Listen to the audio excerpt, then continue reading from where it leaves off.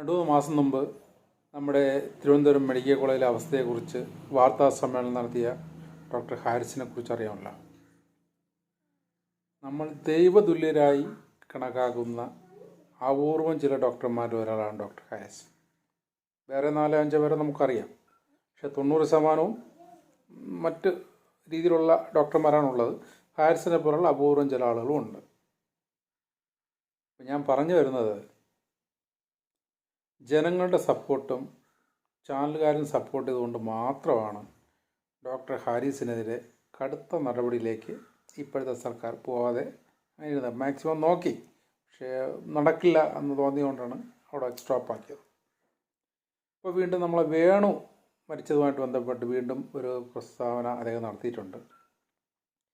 Election വരുന്നത് കൊണ്ട് തൽക്കാലം ഉടനെ ഒരു നടപടിക്ക് സാധ്യതയില്ല, കാരണം അത് ഇവരെ പ്രതികൂലമായിട്ട് ബാധിക്കും.